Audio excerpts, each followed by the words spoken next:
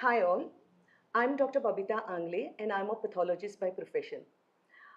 Today, on behalf of Vida Clinics, I welcome all of you who have logged in for today's program. Today, our conversation is going to be with Dr. Chetan Kalal on fatty liver exposed.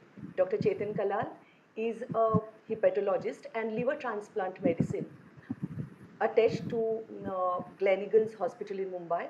And today our journey of one almost 40-45 minutes is going to take you through all the myths about fatty liver, the new terminology on fatty liver, and what are the precautions or the advice that we can have from an expert on fatty liver. So once again, I welcome you, Dr. Chetan. And today, shall we start with by taking our viewers on a journey with fatty liver?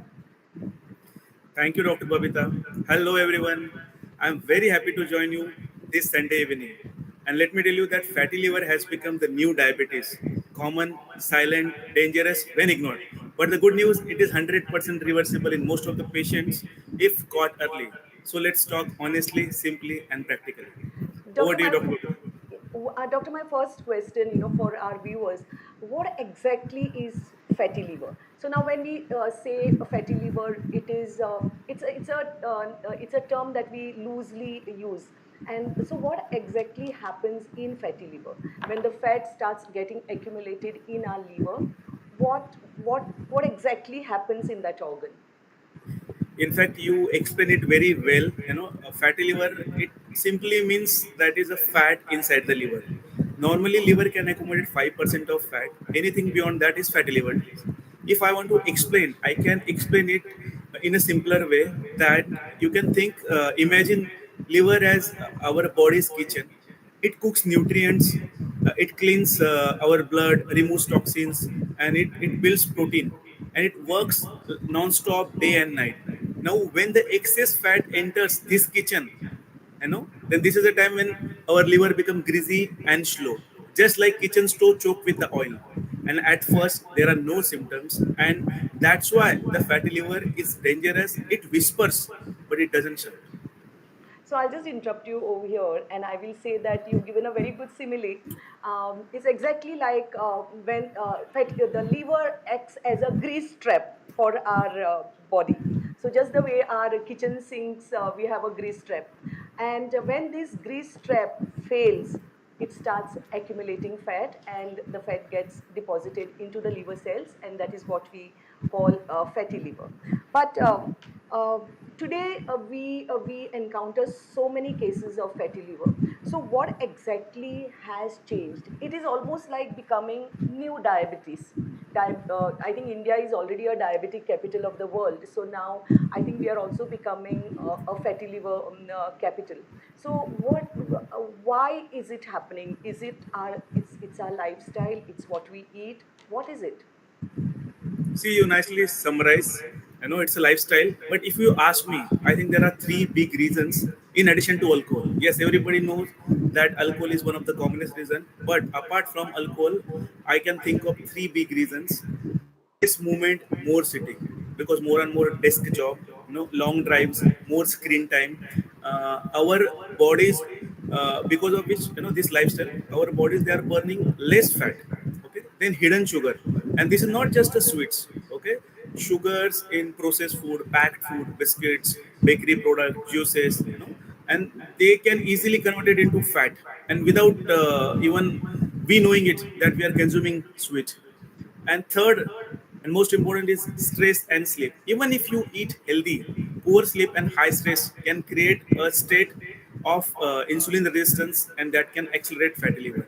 And yes, alcohol accelerate everything in addition to all the three set which I just mentioned. We will come to alcohol a little later because in Goa we can't escape without addressing alcohol, of course. So That's true. yeah. So basically, when you say a fatty liver, now fatty liver, doctor, I would like to ask you is. Our viewers may be thinking that okay, I'm very fine, I have no signs, I have no symptoms. So now, what are those very early subtle signs which will tell a person, or which there will be some indication where you say okay, here is a person or here is my family member who needs to get screened? So what are See, those signs? Unfortunately,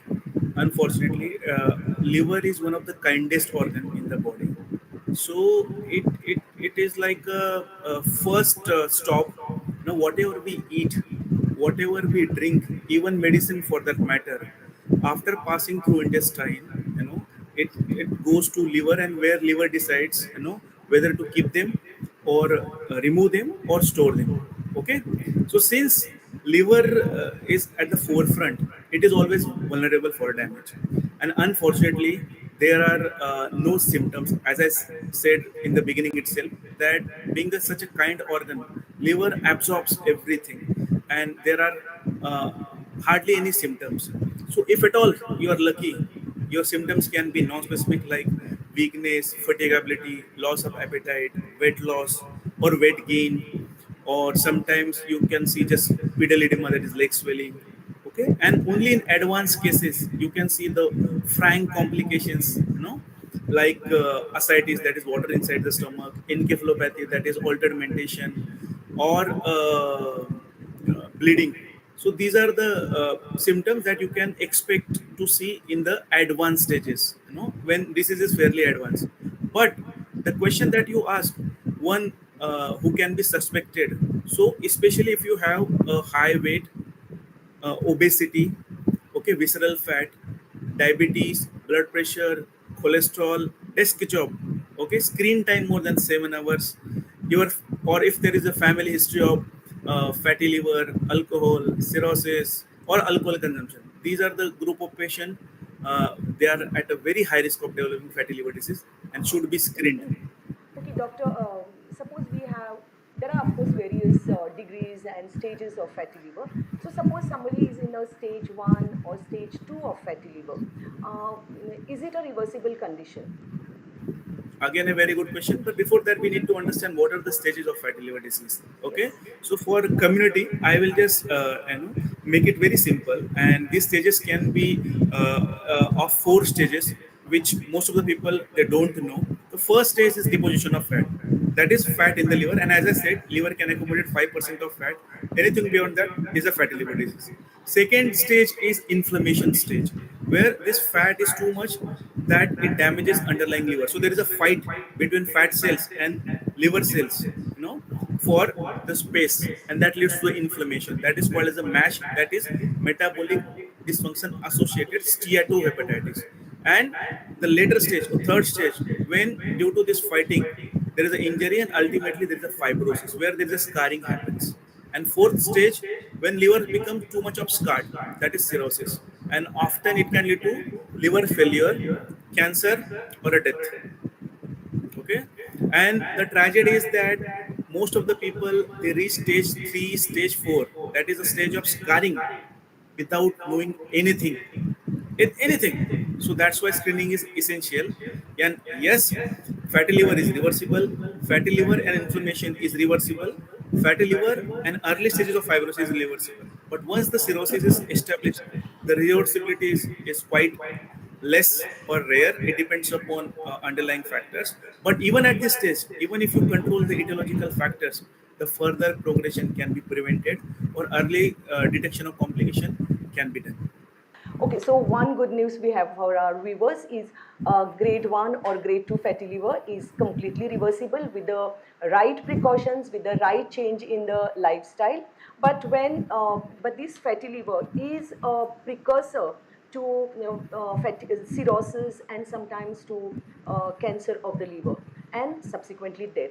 So I think it's very essential that we as a population, when our fatty liver, especially in Goa, doctor, we see many cases of fatty liver disease, and it's very important that we get screened.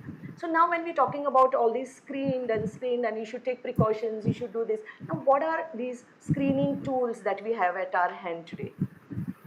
It is very simple thing. If, as I said, if you have risk factors, we just mentioned that belly fat, diabetes, cholesterol, snoring issue, family history, alcohol abuse, then we should simply go to your healthcare professional and ask them for a simple blood test, imaging, and if required, fibroscan. So blood test, simple blood test like liver function test will help you to understand But here I would like to emphasize that sometimes even with a significant damage, your liver function test can be normal.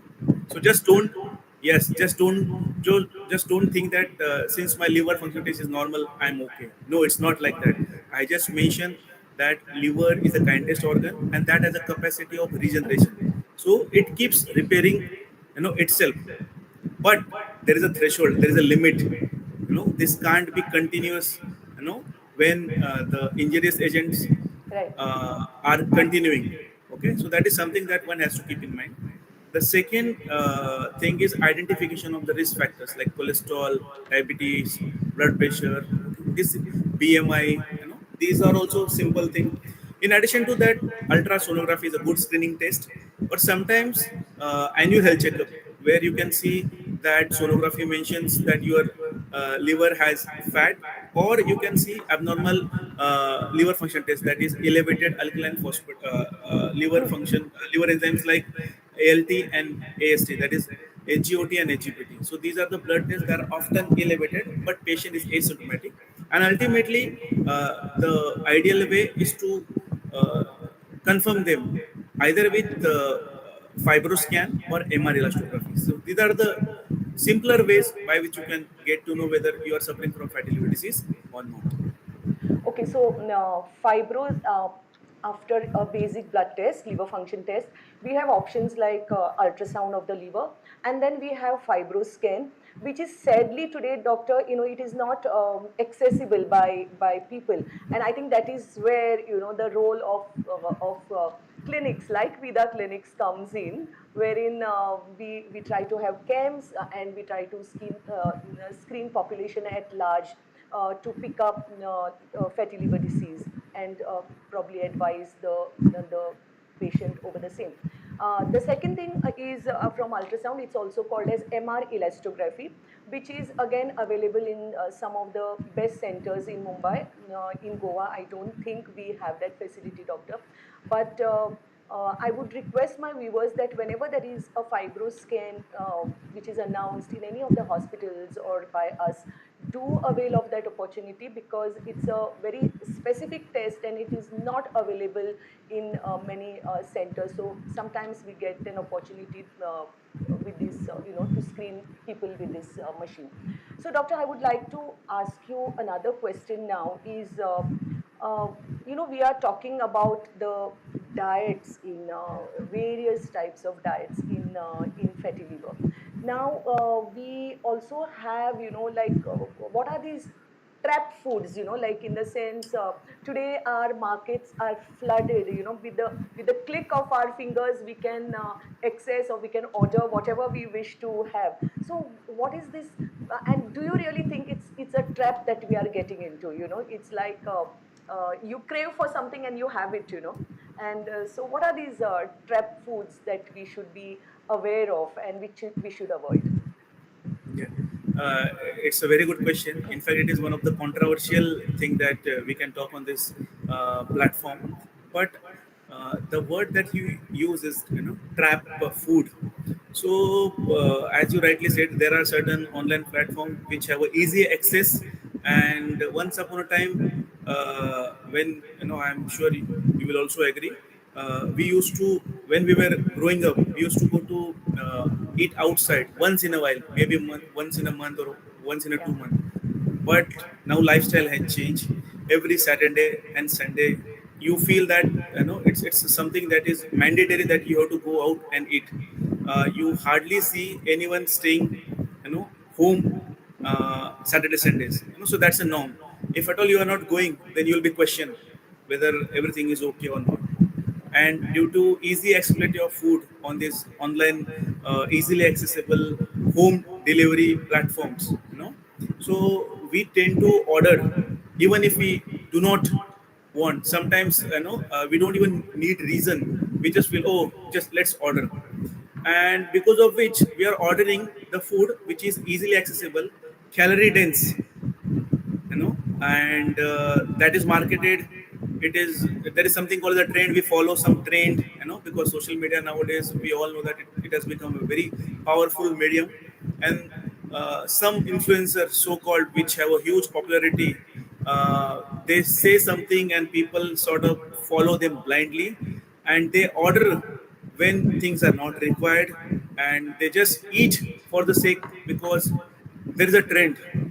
So, as you rightly said, so these are something called the. If you compare their taste with home food, definitely you will find this more tasty, and the reason is because there is, they use more oil, more spices, more preservatives. So there are certain additives, those may not be beneficial for your overall health, and since they added to boost your or to satisfy your taste, and I don't know whether you notice or not, but if you eat out, even if you eat a lot, you still not feel satiety, as against home food, even if you eat less, but it is more of satisfying, so definitely there are various things which has been marketed. In fact, certain things which are marketed under healthy may not be healthy. So everyone should be very very careful what they are eating. Especially we should be looking at the labels, because sometimes labels can be misleading. Okay, and there are many videos trending on social media. You can just scroll and see that how to read labels. There are certain food items which they mention, and the backside, if you see the label, it is mentioned in a different name. So that is also happening. So there are various marketing gimmicks, traps. So one should be very very cautious before ordering or eating something. So we should not follow prey to this trap, food traps. So now, basically, again, a message to our viewers is whatever you are eating, eat with lot of alertness. Read your labels, read about what you are eating.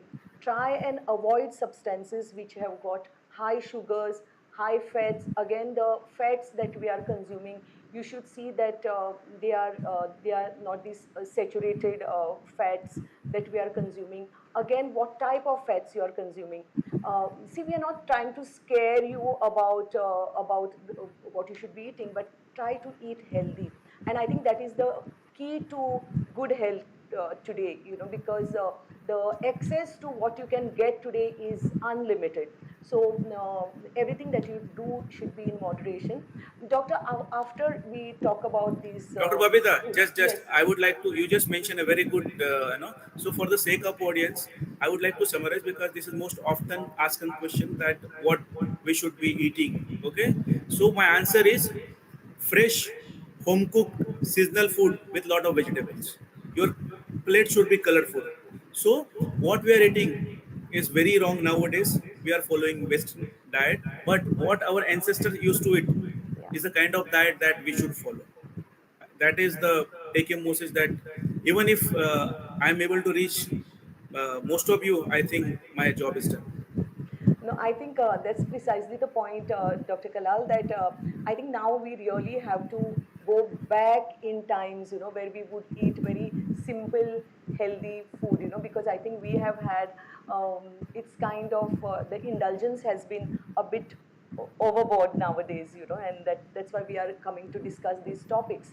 But yes, we have been talking about the foods. So doctor, any particular like we have different kinds of, the social media is flooded with diets. Our nutritionists talk to us about various diets, but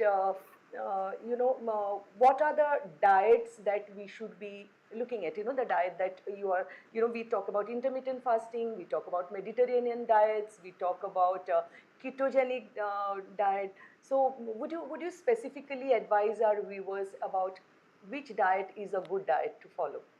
Okay. Again, a very good question. Okay, but answer is not that simple.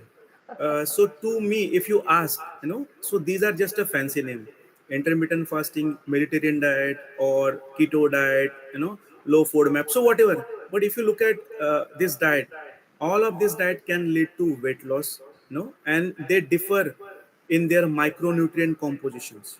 Okay, so the proportion of carbohydrates, fats, and proteins differ in each.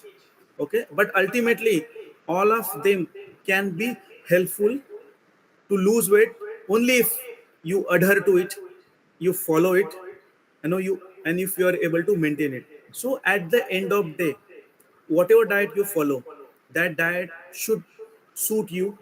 Second, you should be uh, comfortable with that diet. And third, you are adhere to diet in addition to other lifestyle modification, and you should be able to lose weight. Unless and until you are able to maintain a steady weight, lose weight if you are overweight, then if any diet is okay as far as I'm concerned. Because as I said, these diets, these are just a fancy name, and ultimately their goal is to lose weight in excess weight patient or overweight patients. Yeah, thank you for that, doctor. Second thing is, lot of patients, they ask us, a lot of that I do my morning walks very religiously. I run, and how long should I be working out? How long should I, like which are the best times, I should be, whether it should be a morning walk or an evening walk, or what is it? Or should I get into a high intensity workout, or, weightlifting? Now, what would you recommend as far as general body health is concerned? So, so again, a very good question. Again, what you are asking is not simple, but let me simplify for you. First and foremost thing, that these are the excuses that people want, okay, if they don't want to exercise.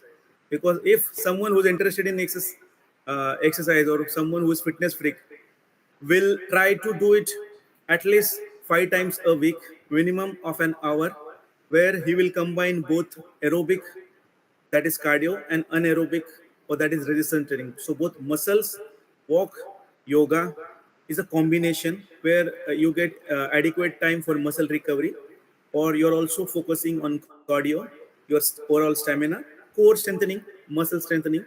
So be it morning, evening, afternoon, it doesn't matter. So what matters is consistency, and that you are actually doing it. That is what is most important, rather than the timing, whether to do it morning and evening. But idealistic, if you ask me, ideal circumstances, if everything is favorable, then morning exercise is always better as compared to the evening. But again, as I said, there is no clear cut data, or there is no clear cut guidelines that yes, you should just exercise only in the morning, you should do only morning walk, and evening walks are not very, it's not like that. So consistency, activity, and minimum 150 minutes per week is, that is what has been recommended. Yeah, and I think 150 minutes per week is not a very difficult goal. So that's again a message to our viewers today.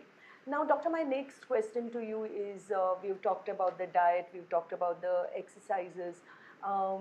Suppose a person requires medication, what would be the I mean, when would he require, apart from changing his lifestyle, altering his lifestyle, if he's not getting the right answer or right effect, then what are the medications that can help in this liver fatty liver disease, and whether medications are really helpful?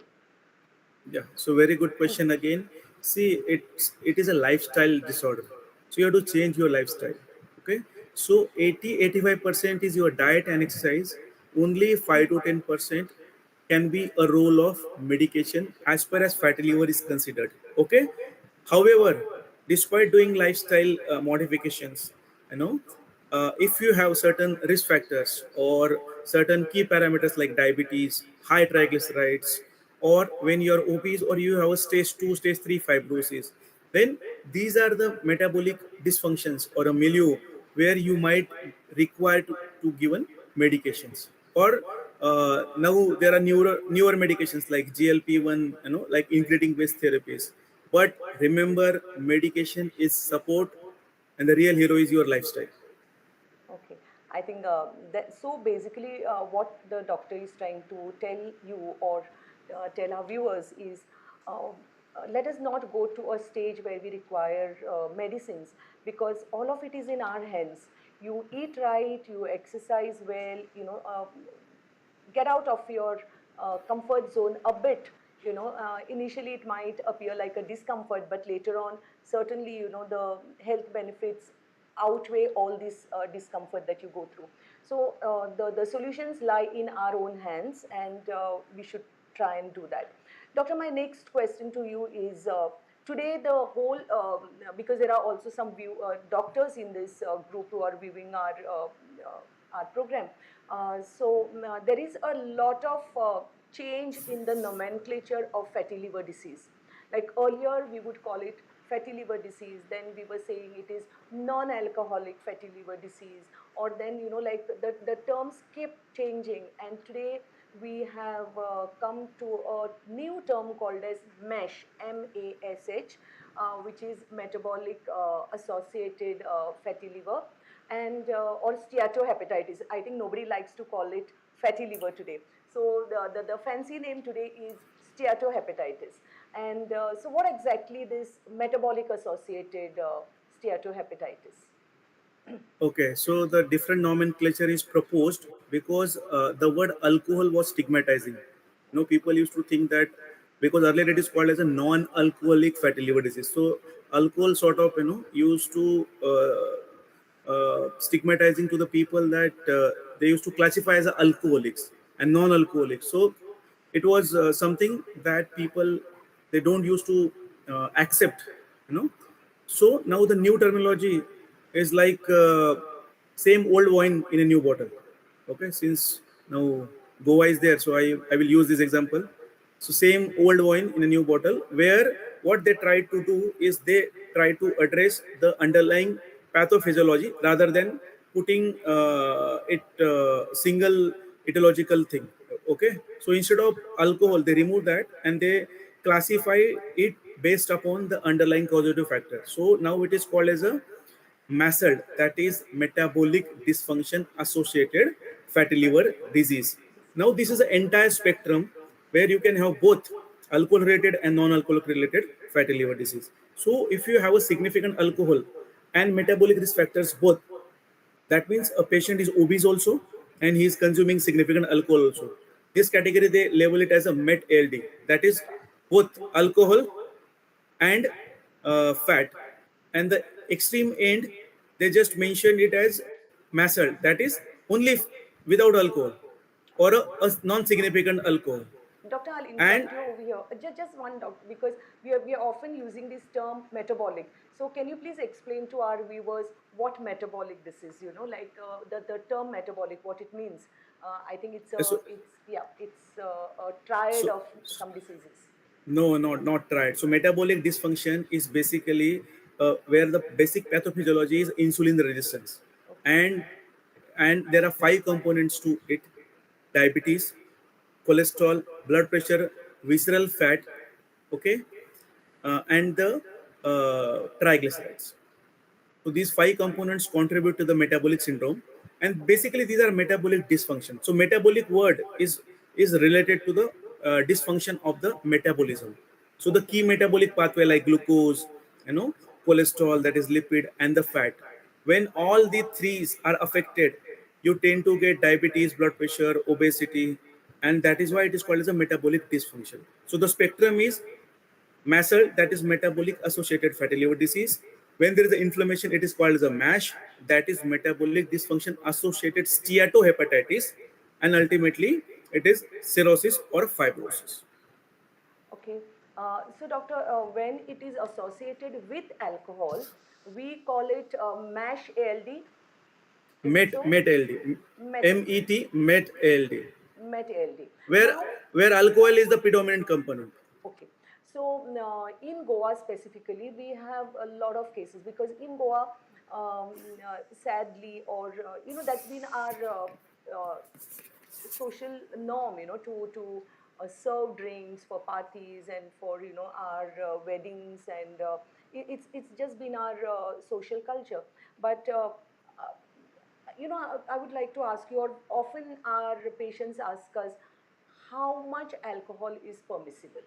Or is 30 ml, 60 ml, what is it? Whether it is one glass of beer or, a shot of whiskey, what is it? So here is my question to you. How much alcohol is okay, for consumption on a regular basis?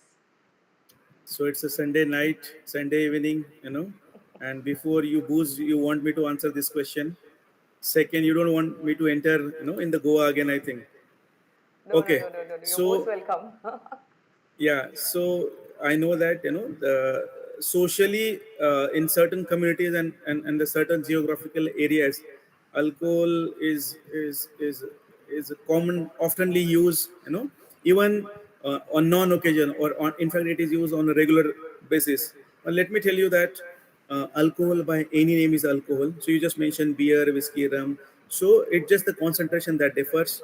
And let me tell you that there is no safe limit.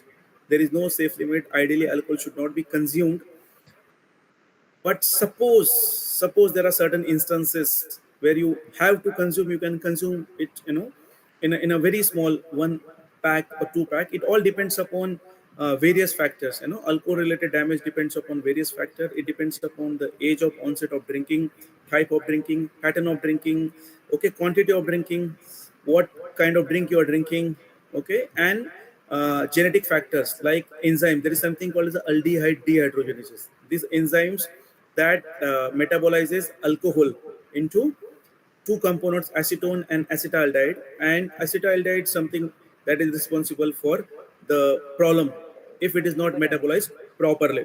Okay, so everything will depend upon all these factors, and also the fat distribution. So females at the lower dosages can have and even the shorter duration can have a bigger problem, and males, since there is a fat distribution is less, they can have a problem at the later stage. But let me tell you that even a single drink, not a regular, even a single drink is sufficient to, in the literature, it has been documented that single drink can cause palpitation, it can cause atrial fibrillation, that is irregular rhythm, and it can also increase your blood pressure, just a single drink.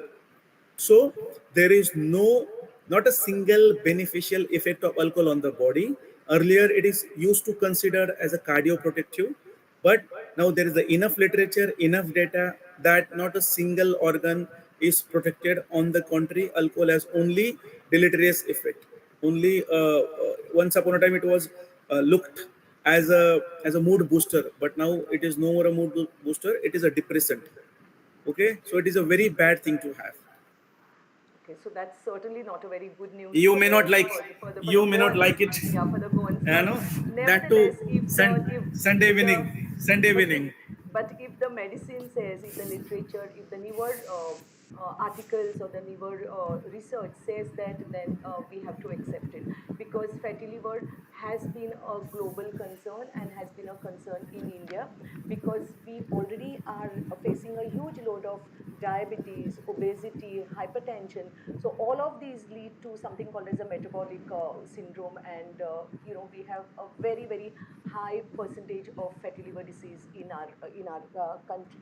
Doctor, if we need to, like if I ask you, what is it? What is one habit that we need to adopt, or we need to practice in our routine, which could probably give us a better lifestyle or avoid fatty liver? What would be your message to our viewers? Okay. Again, it's not a simple. Just one habit can change and make you live longer or healthy. So what is most important is a consistency and the lifestyle.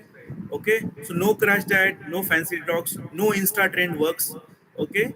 And liver heals with the consistent small habits like walk, brisk walking, 40-45 minutes a day, no sugar, or if at all you are very very craving, you can cut down sugar to less than 80%. In fact, WHO recommends only 25 gram per day is allowed, not more than that. And hidden sugars in the, as I said, juices, biscuits, these are our biggest enemies, so you should avoid them. Third most important thing that nowadays we don't follow is early dinner. you know so we should try to finish our dinner by 7 max 8 p.m., because then liver gets time for To regeneration, and metabolize. uh, that usually rest, basically, rest, repair, and rejuvenation, because that is a time where liver usually repair itself. And also, one thing that we often neglect is protein intake. Our protein intake is very very less. So something we should. Our food is mainly carbohydrate rich diet. We should also equally focus on increasing proteins, because that boosts and helps metabolism. And last but not the least is sleep minimum 7 to 8 hours. I think that's I very just important. mentioned, yeah, I just mentioned because liver and for that matter entire body heal at night, not during the day.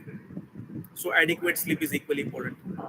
Okay, doctor, as we are concluding our talk, I would just like to ask you because we do have a huge population of obese children in our country. Now, do you see fatty liver change in also the pediatric age group? Yep. Again, very good question. I would say, see if you look at the rate of obesity. So the every 2 decades there is a rise in obesity, but last decade we have almost double the number of obese, especially in children. So childhood obesity has doubled in last decade. Second, even the school going children, they are not spared. 1 in 10 children is already obese and fatty. It has fatty liver disease, you know, in preschool and school going ages. So that is very very alarming. So, and if you ask me the number, almost 10 to 15% of the children, they are obese or they have fatty liver disease. So it is very very scary. So yes, that is a problem. And through this platform, I would urge parents, I would like to urge teachers and also whoever, those who are listening, please try to inculcate these healthy habits and activities to your children first. Before that, telling them you should follow yourself.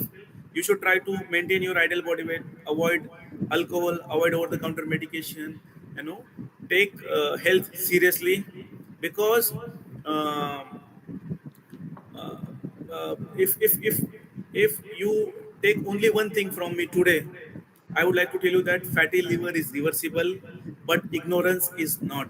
So give your liver small care that it needs, because once the liver fails, nothing can replace it except a transplant, which is a major operation. So take Uh, care of your liver now so that it can take care of you rest of your life.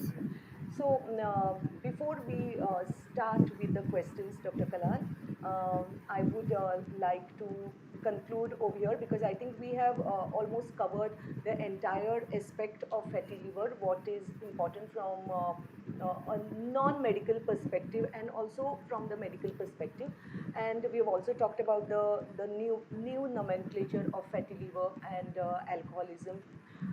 But the take home message today, I feel, is what we can do to help ourselves, to help our own family members. And I think the secrets already lie in our kitchen. And most of the times we indulged in simple foods, what is available locally, rather than the fancy foods and the fancy fruits, fancy vegetables. So stick to a healthy diet, try and at least achieve 150 minutes of exercise per week. I think that's very easily done. Nobody should have an excuse not to do it. Try to minimize the screen time or the mobile time.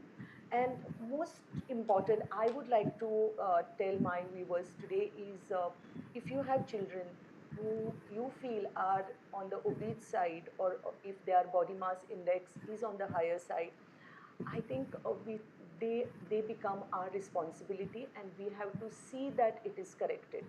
So, obesity in children and fatty liver problems in children are also becoming a big health burden on our country health system.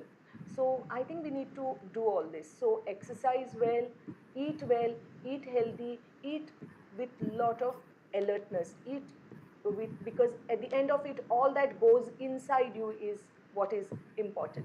So with this, Dr. Kalal, I thank you a lot for a very very informative and educative session today. Thank you, my viewers. But we have a couple of questions before we really conclude.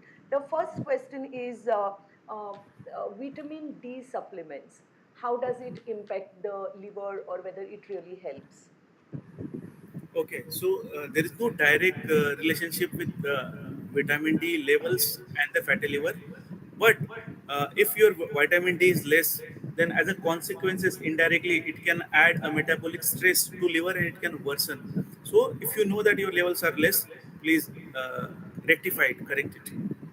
Okay, but at the same time, I have, as a pathologist, I've often seen that people start taking vitamin D on a, regularly, so much so that they, achieve a toxicity level, very high level. So vitamin D should be taken for at least three. If you're taking, it depends upon what is the dosage, but not more than 3 months. Then take a break and do it again. Um, I think that would be the ideal advice, isn't it? Yes. Here the problem is that people start treating themselves. They think that they are beyond everyone. They That's just true. read something, Google something, and they try to treat themselves.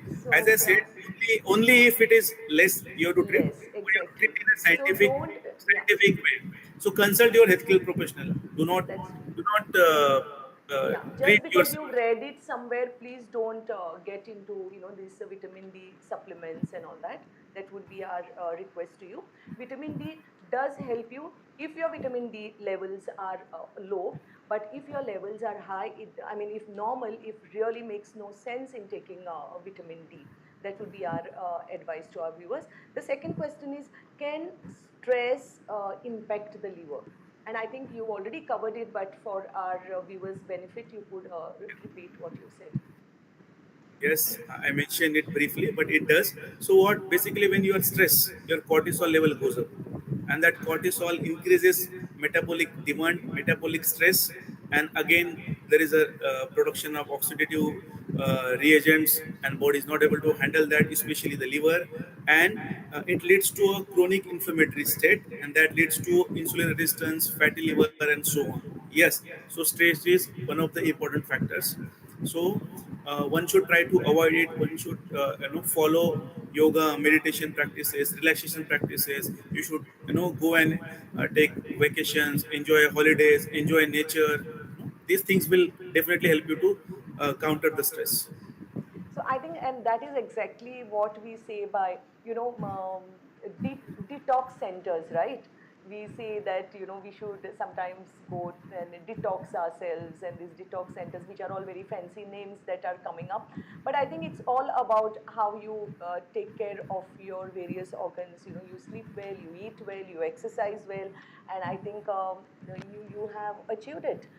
You don't have to spend a lot of money by going to these fancy detox centers or anything like that, because all that doctor has advised you is look at what you read, what you're reading, look at what is on your plate, uh, see that you have all regional or the locally available vegetables, exercise well, and I think that should be the message to our viewers. Thank you, Dr. Kalal, once again for this a beautiful session, and your on what you have taken us, the journey that you have taken us on of fatty liver.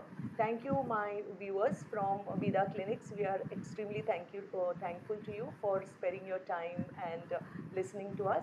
Thank you, Dr. Kalal. I know you're a busy person, but our we are very grateful to you. Thank you so much. Thank you for having me here. And just before we say goodbye, remember fatty liver is a silent, but awareness doesn't have to be. So start early, take action, and protect your liver. It's the engine of your body. Yeah. And to our viewers, I would like to just remind you all that Dr. Chetan Kalal is a consultant, and he comes to Vida Clinics once a month.